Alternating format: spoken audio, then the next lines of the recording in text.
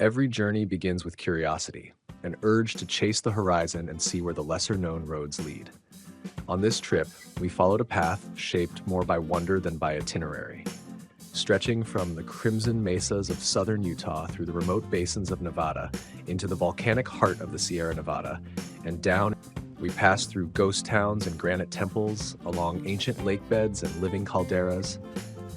Throughout it all, our Airstream base camp was more than just a trailer. It was our sanctuary. Compact and efficient, it carried the comforts of home into landscapes where there were no lights but stars and no walls but ridgelines. Our first overnight stop brought us to Tonopah, Nevada, a high desert town that rose to fame at the turn of the 20th century when prospector Jim Butler's misbehaving burro led him to one of the richest silver strikes in state history. Once the heart of Nevada's silver belt, Tonopah still carries the rugged charm of its mining roots.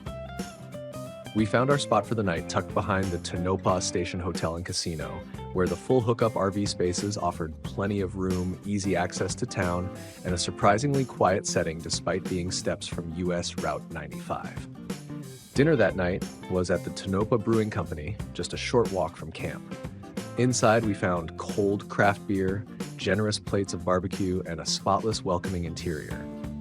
Our path took us next to the ancient shores of Mono Lake, a vast inland sea perched at the edge of the Sierra Nevada.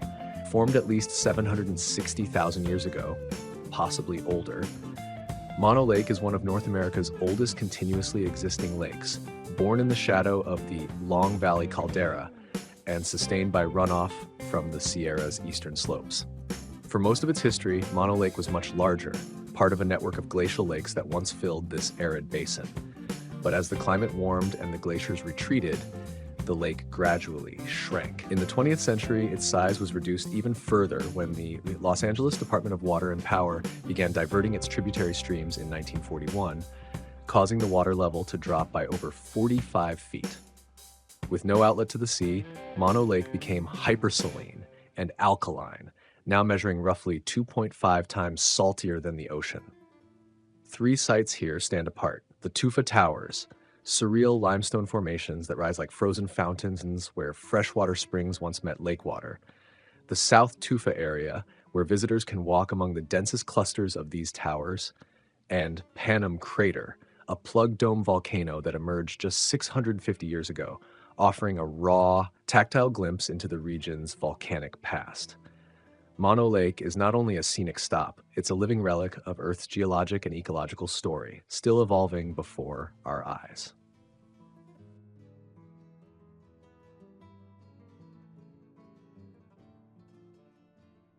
Just north of Mammoth, we turned off onto the June Lake Loop, a serene 16-mile horseshoe-shaped byway officially marked as California Route 158. This scenic corridor winds through glacier-carved valleys and past four alpine lakes: June, Gull, Silver, and Grant, each framed by towering Sierra granite and the remnants of Ice Age sculpting. The terrain here was shaped by massive alpine glaciers during the Pleistocene epoch, leaving behind a dramatic U-shaped canyon and moraines that cradle the lakes in quiet permanence. Towing the Airstream base camp with the Toyota Tundra along the loop was effortless. The road is smooth and wide with gentle grades, but finding a place to park a trailer near the lakes themselves is a real challenge, especially during the warmer months. While we didn't stop long at each lake, the drive alone was worth it. Every bend offered another stunning reflection of sky on water. We did manage to stop for lunch at a small roadside restaurant along the way. While the setting was charming, the meal was mixed, a reminder that not every alpine stop is a hidden gem, but each one still adds its own story to the journey.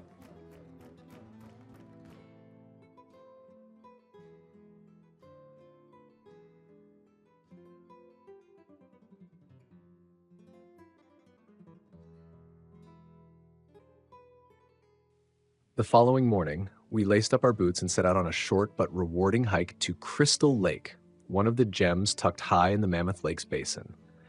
The trail begins near Lake George, climbing steadily through fragrant pine forest and exposed granite switchbacks. Over the course of about 1.25 miles and 800 feet of elevation gain, The trail rewards the effort with sweeping views of Lake George and Lake Mary, each a deep blue pool set within a bowl of ancient glacial rock. Looming above it all is Crystal Crag, a dramatic granite spire formed from cooled magma that intruded into the surrounding rock millions of years ago, now weathered into a jagged crown that watches over the lake like a sentinel. Crystal Lake itself is clear and serene, reflecting the sky and the rugged peak above it.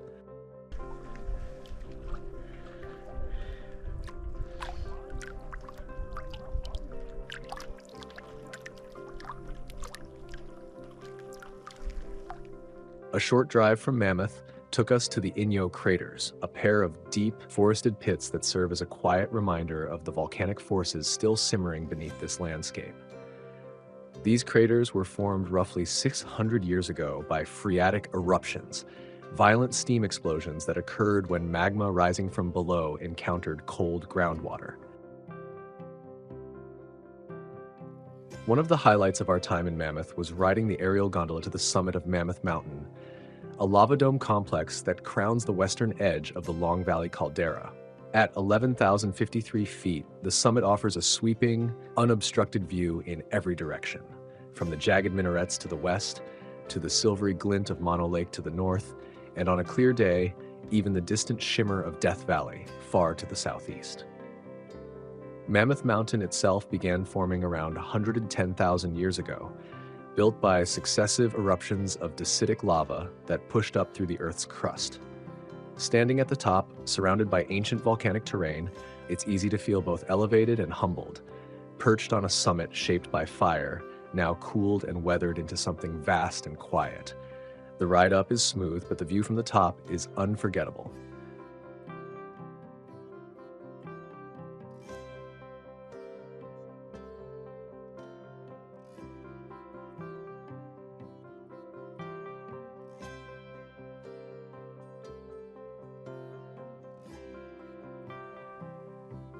Our next stop took us off the highway and onto a rugged track that led to one of the most surreal geologic features of the Eastern Sierra, the stone columns of Crowley Lake. To reach them, we had to navigate a sandy, rutted gatekeeper, a short but steep descent that demands a capable 4x4 vehicle and low tire pressure. It's not a road for the unprepared, but once at the water's edge, the sight is astonishing. Rows of towering stone columns, some over 20 feet tall, etched into the cliffside like ancient ruins. These columns were formed in the aftermath of the Long Valley caldera eruption about 760,000 years ago, when hot volcanic ash, called ignimbrite, settled across the landscape. As groundwater seeped through the still hot ash, it triggered a chemical reaction with mineral-laden steam, creating hardened vertical structures within the softer material. Over time, the erosion from lake levels and wave action sculpted these pillars into view. It's a hidden cathedral of fire and water, carved not by human hands, but by the deep memory of the earth itself.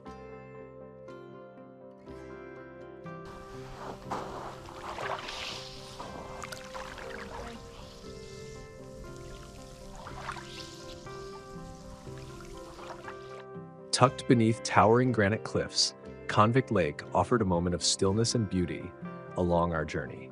Formed by ancient glacial movement and surrounded by 12,000-foot peaks, the lake's waters reflect the rugged skyline with almost mirror-like clarity. Its name comes from an 1871 shootout between escaped convicts and a sheriff's posse, adding a layer of frontier legend to an otherwise peaceful setting. We walked part of the shoreline where the wind barely rippled the surface and the only sound was the crunch of trail beneath our boots.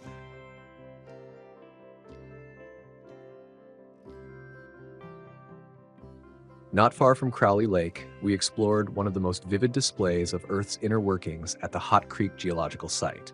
Here, boiling water rises from deep beneath the surface, steaming as it pours into the cold, clear flow of Hot Creek, creating an almost otherworldly contrast of temperature and color.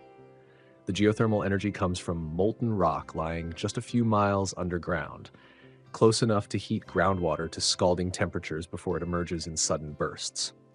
The terrain here is active and dynamic. New vents appear, old ones shift, and water temperatures can spike unpredictably. Vibrant mineral deposits paint the streambed in hues of turquoise, orange, and white, making every bend in the creek look like a living painting. Though soaking is no longer allowed due to safety concerns, the experience of standing beside hissing fumaroles and watching steam rise into crisp alpine air is unforgettable. A reminder that the earth beneath this peaceful landscape is very much alive.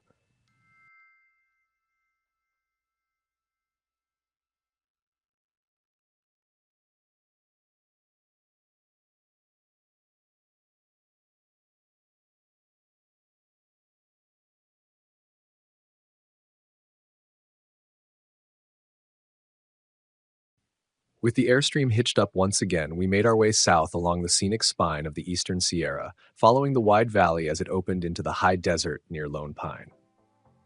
On the way, we took time for an important and sobering stop, the site of the Japanese American internment camp at Manzanar. During World War II, over 10,000 Japanese Americans, most of them U.S. citizens, were forcibly relocated to this remote desert outpost, one of 10 camps established under Executive Order 90066. Today, the site has been preserved as a National Historic Landmark, with an extensive visitor center, powerful exhibits, and reconstructed barracks that bring the story into focus. The next day, we set out to explore the sculpted wonderland of the Alabama Hills just outside Lone Pine. We followed the famous Movie Road, a dusty path that winds through clusters of rounded granite boulders and natural arches, many of which have served as backdrops for westerns, war films, and even modern blockbusters like Iron Man. We visited familiar landmarks like Mobius Arch, Lathe Arch, and the sweeping viewpoint known as Heart Arch Rock, where the granite frames Mount Whitney in the distance like a living postcard. But we didn't stop there. Venturing beyond the usual loop, we followed a set of steep, winding switchbacks that climbed high above the valley floor. With every turn, the view expanded, revealing the Owens Valley stretching out below and the full breadth of the Sierra Crest rising above. Up there, the landscape felt vast and timeless, as if we had climbed into the sky itself. It was a perfect mix of cinematic nostalgia and raw wilderness, where iconic film history meets the deep silence of open space.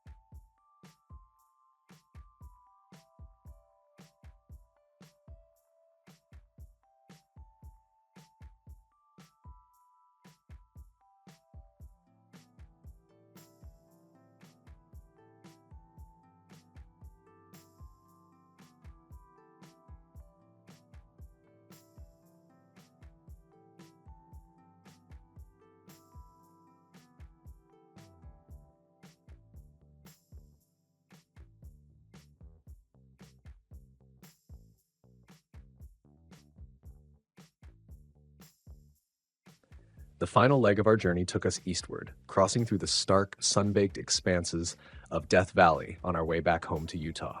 The landscape here is stripped to its essence: salt flats, jagged peaks, and light that seems to hang heavier in the air. It was a quiet, contemplative stretch of road, the kind that gives you time to look back. As we watched the miles unfold behind us, we found ourselves already reminiscing about the places we'd seen: alpine lakes, volcanic scars, hidden columns, and winding trails through stone. 7 days, countless views, and a deeper connection to the land beneath our wheels.